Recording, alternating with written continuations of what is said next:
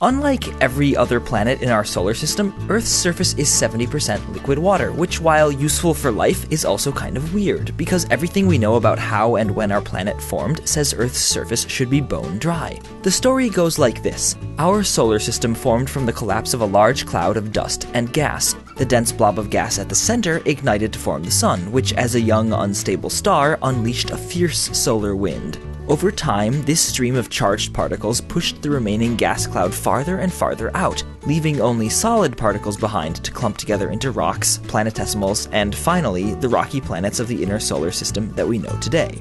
And here's the problem. Water, in the form of ice, couldn't have been one of the solid particles that stuck around to form our planet, because the early inner solar system was far too hot for frozen water, and any water vapor would have been blasted away by the solar wind.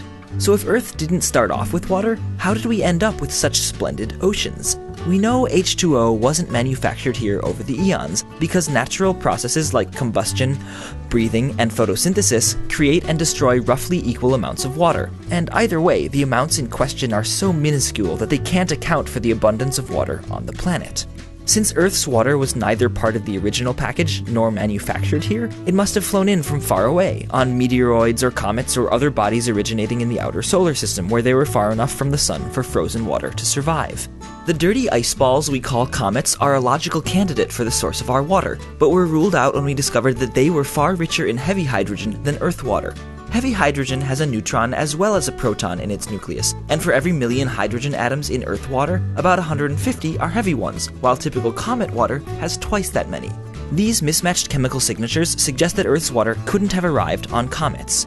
It turns out that the most likely source for Earth's water is a type of meteorite called a carbonaceous chondrite. Chondrite is just the name given to the class of stony meteoroids that most commonly strike the Earth. But only the carbonaceous chondrites contain water, as well as lots of carbon if you couldn't tell from their name.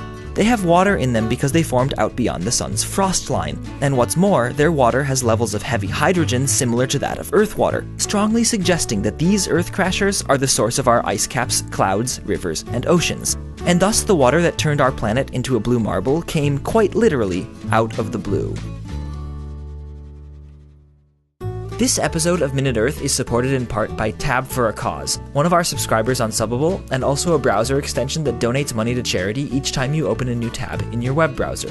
And it doesn't cost you a thing. Click the link in the description to start raising money for Water.org, Human Rights Watch, Save the Children, and more.